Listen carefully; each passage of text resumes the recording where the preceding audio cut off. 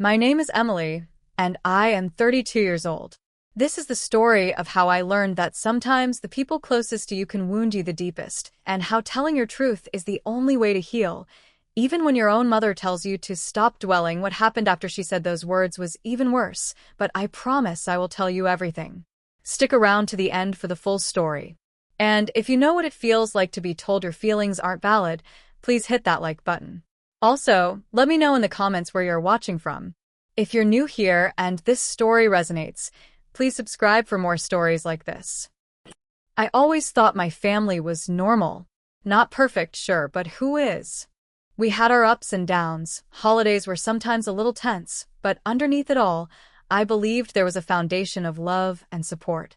My mother, Sarah, was a strong presence in my life. Growing up, I looked up to her.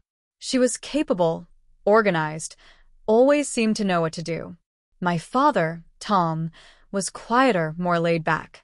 My younger brother, Mark, was the golden child, effortlessly charming and seemingly immune to the family's occasional friction.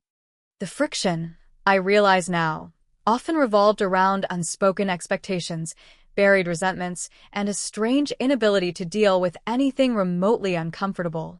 My mother was particularly adept at sweeping things under the rug. If a problem arose, her first instinct was to minimize it, to pretend it wasn't as bad as it seemed, or if it involved feelings, to dismiss them entirely. Anything that disrupted the surface-level calm was seen as an unnecessary drama.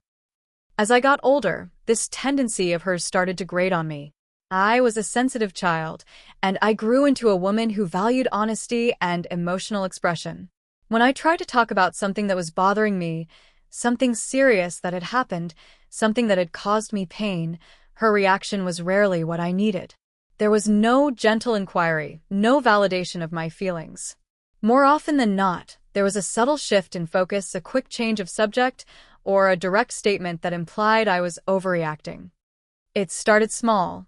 A disappointment at school that felt huge to me, met with a shrug and a comment about how it wasn't the end of the world. A falling out with a friend, met with advice to just move on before I had even processed why I was hurt. These instances, isolated, seemed like minor parental failings, perhaps just her way of trying to toughen me up or distract me from sadness. But as I got older and the issues became more complex, more deeply personal, her reactions became more damaging. The incident that led to this stop dwelling comment wasn't just one thing. It was a culmination of years of feeling unheard, of feeling like my emotional reality was constantly being invalidated by the person who was supposed to be my safe harbor. The specific catalyst involved a significant betrayal by a family member, not my mother, but someone close to her, and someone whose actions had a direct and deeply painful impact on me. This betrayal wasn't a sudden, out-of-the-blue event. It was a slow burn, a pattern of manipulative behavior that I had tried to address before, only to be met with the usual deflection and minimization from my mother. She seemed determined to maintain a facade of family harmony, even if it meant ignoring genuine harm being done. I remember sitting in her living room one afternoon. The air felt thick with the unspoken. I had finally gathered the courage, after months of internal turmoil and distress caused by this other person's actions, to try and talk to her about it properly. I had prepared what I wanted to say, choosing my words carefully, trying to articulate the depth of the pain and confusion I was experiencing. I started by explaining the situation, laying out the facts as clearly as I could. I described the impact the person's behavior had had on my life, how it had damaged my trust, how it had made me feel isolated and vulnerable. As I spoke, I watched her face. There was no flicker of empathy, no expression of concern for my well-being. Her eyes were distant, her posture stiff. It was as if I was reciting a grocery list, not sharing a profound emotional wound. When I finished, the silence stretched for a long moment. I waited, my heart pounding, hoping against hope that this time would be different. That this time she would see me, truly see the hurt I was in. Then she spoke. Her voice was flat, devoid of emotion. "Emily," she said, her gaze finally settling on me, but it felt more like a judgment than a connection. "I really think you just need to stop dwelling on this. It happened. You can't change it. You need to move on. Just like that. Stop dwelling. The words hit me like a physical blow. Stop dwelling? Was that all this was to her? Something I was choosing to think about too much? Not a legitimate source of pain, a genuine injury that needed acknowledging and healing, but a self-inflicted wound caused by my own inability to move on. I tried to explain further, to push past her dismissal. Mom, it's not that simple. This person's actions have had real consequences. They hurt me deeply. I can't just pretend it didn't happen. Well, maybe if you stopped talking about it, it wouldn't feel so big, she retorted, her voice gaining a slight edge of impatience now. You're making a mountain out of a molehill. Honestly, Emily, sometimes I think you just like to create drama. That was it. The accusation I had heard before in various forms. Any expression of difficult emotion from me was pathologized, labeled as drama, a sign of my own supposed instability rather than a natural response to difficult circumstances. In her world, feelings were inconvenient obstacles to be navigated around, not valid experiences to be acknowledged and processed. I felt my own anger flare, hot and sharp. I'm not creating drama, Mom. I'm trying to talk to you about something that really hurt me. Why is it so hard for you to just listen? She stood up then, signaling the end of the conversation. I am listening, Emily. And I'm telling you for your own good, you need to let this go. Dwelling on negativity is bad for you. Find something else to focus on. She walked out of the room, leaving me sitting there, stunned and utterly alone in my pain. Her final words, delivered with that familiar air of maternal authority, twisted the knife. It wasn't just dismissal. It was a command, framed as being for my own good, that I silence my own suffering. In that moment, something shifted inside me. The hope I had clung to, the hope that she would eventually understand, that she would offer comfort or even just acknowledgement, shattered. I saw, with painful clarity, that I could not rely on her for emotional support regarding this issue, or perhaps any issue that truly challenged her comfort zone. She was not capable of providing the validation I needed. She was actively telling me my pain wasn't real enough to warrant her attention, and that my efforts to process it were merely dwelling. The immediate aftermath of that conversation was a period of deep emotional turmoil. Her words echoed in my mind, mixing with the pain caused by the initial betrayal. I felt completely adrift. If my own mother, the person who had raised me, couldn't see or validate my hurt, was it even real? Was I, as she suggested, simply exaggerating, creating drama where there was none? This is the insidious nature of emotional invalidation, especially within families. It makes you question your own sanity, your own perception of reality. You start to believe that maybe the problem is you, that you're too sensitive, too dramatic, too much. I withdrew. I stopped trying to talk to her about it. I stopped bringing up anything that felt emotionally significant because I anticipated the dismissal, the subtle or not-so-subtle message that I was overreacting or that my feelings were a burden. The relationship became more superficial, limited to safe topics like the weather, work, or my brother's latest achievements. But the pain didn't go away just because I stopped talking about it. It festered. It manifested in other ways: anxiety, difficulty sleeping, a general sense of unease.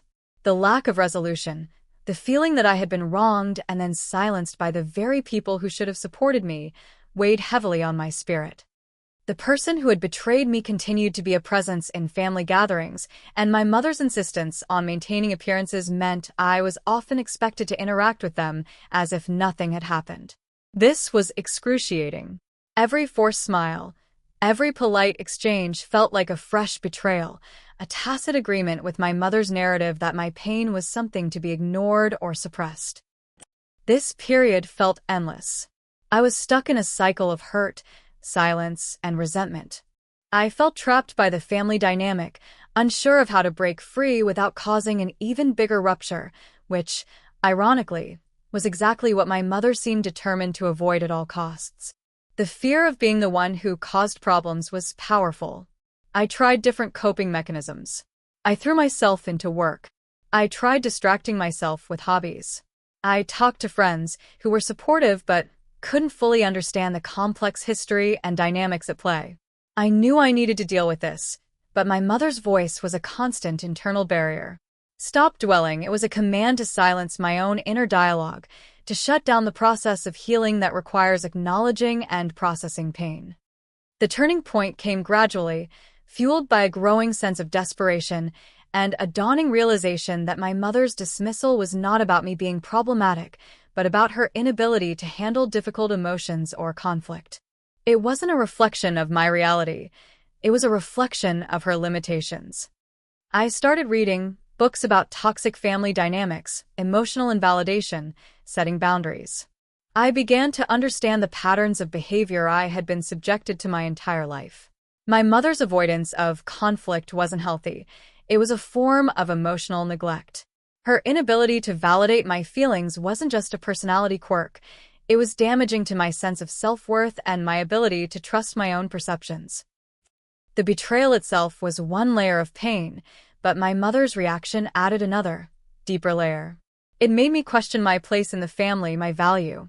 If she could so easily dismiss my suffering, what did that say about how much she truly cared? This realization was heartbreaking, but also liberating. It shifted the focus from what is wrong with me that I can't just get over this, to what is wrong with this dynamic and how can I protect myself from it. I decided I couldn't keep living this way. I couldn't keep pretending, silencing myself, and enduring interactions that caused me further pain, all to maintain a superficial peace that didn't even feel peaceful. I needed to find my voice, not to get my mother's approval or validation anymore, but for myself. I needed to speak my truth to reclaim my reality and begin the process of genuine healing. This was a terrifying prospect. The idea of confronting the dynamics, of potentially creating the very drama my mother so feared, filled me with anxiety. But the alternative, continuing to live in emotional silence and pain, felt even worse. I started by talking to a therapist. This was invaluable. Having a neutral third party listen without judgment, validate my experiences, and help me understand the dynamics I had been navigating was a lifeline. The therapist helped me see that my feelings were normal, healthy responses to being hurt and invalidated. She affirmed that dwelling wasn't the issue. The issue was the unaddressed pain and the lack of support. Through therapy, I learned about boundaries. I learned that I had the right to protect my emotional well-being, even if it meant changing the nature of my relationships with family members. This was a revolutionary concept for me. I had always felt an obligation to endure, to adapt, to prioritize the family unit's perceived harmony over my own needs. The therapist helped me understand that setting boundaries wasn't about being mean or difficult. It was about self-preservation. It was about defining what was acceptable and unacceptable behavior towards me and communicating those limits clearly. Preparing to set these boundaries, especially with my mother, felt like preparing for battle. I anticipated resistance, denial, guilt-tripping. I knew she wouldn't take it well. Her entire coping mechanism was based on avoiding conflict and difficult emotions, and my setting boundaries would force her to confront both. My first attempt at setting a boundary was tentative. I started by saying I wasn't comfortable attending certain family gatherings if the person who had betrayed me would be there, unless there was an acknowledgement of what had happened. The reaction was swift and predictable. My mother accused me of being difficult, of holding on to things, of not caring about the family. She reiterated that I needed to just get over it, and that my refusal to attend events was hurting her. The conversation quickly devolved into her listing all the things she did for the family, trying to make me feel guilty for not falling in line. This was painful, but also clarifying. Her reaction confirmed that she wasn't going to change, at least not because of me.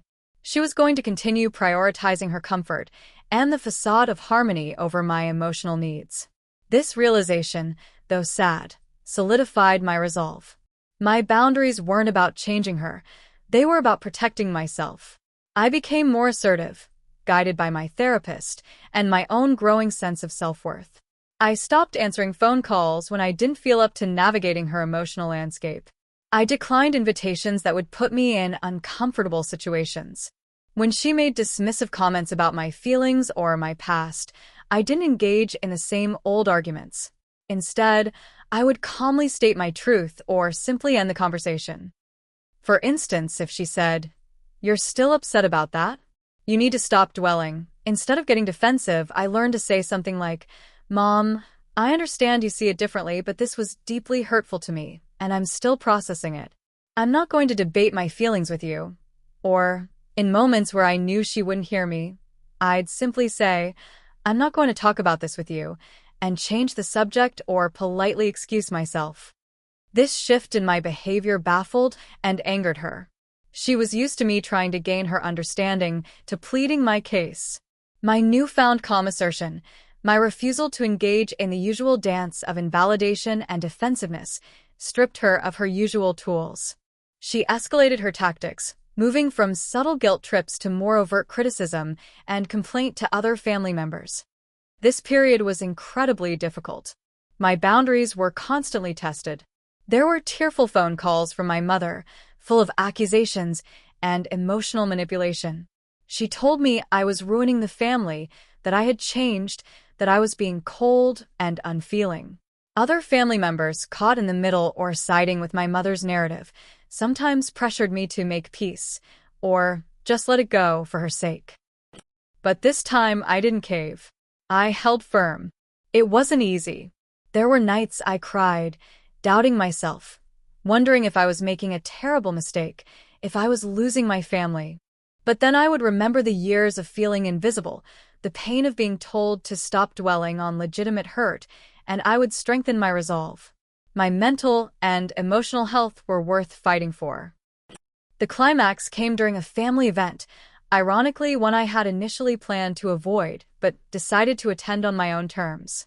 It was a birthday celebration, and the air was thick with unspoken tension. My mother, clearly resentful of my boundaries and my changed demeanor, was making pointed comments throughout the day, subtle digs disguised as concern or advice. The person who had caused the initial betrayal was also there, and my mother was lavishing them with attention, creating a stark contrast to the way she was treating me. It felt like a deliberate performance, a way to underscore her disapproval and isolate me. At one point, my mother made a comment that was a direct jab at my healing process, something about people who can't let go of the past and how it weighs them down. It was clearly aimed at me, delivered with a saccharine smile. In the past, I would have either shrunk away, internalized the criticism, or gotten defensive and upset. But something was different this time. All the therapy, all the reading, all the difficult work I had done to build my sense of self-worth and find my voice converged in that moment. I felt a surge of calm clarity mixed with indignation. I looked directly at her, and my voice, though quiet, carried across the small group. "Mom," I said. Everyone went silent. My past, and how I choose to process it, is my journey. It's not dwelling to acknowledge hurt and work through it. It's necessary for healing. She was visibly taken aback.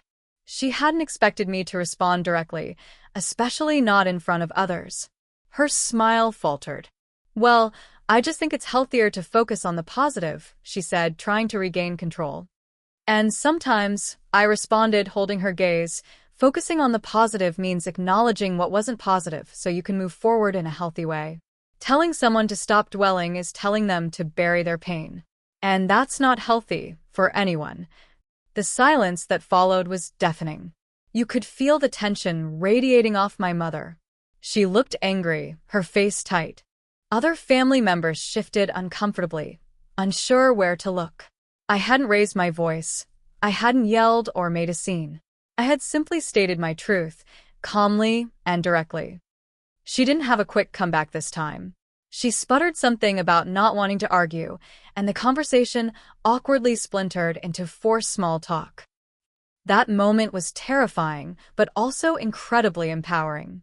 I had finally spoken my truth, not just about the specific betrayal, but about the invalidation I had experienced for years. I had challenged her narrative, her dismissive command to stop dwelling, and asserted my right to feel, to heal, and to define my own reality.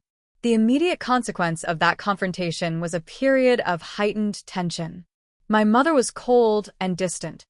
She complained bitterly to my father and brother about my behavior, framing me as disrespectful and ungrateful.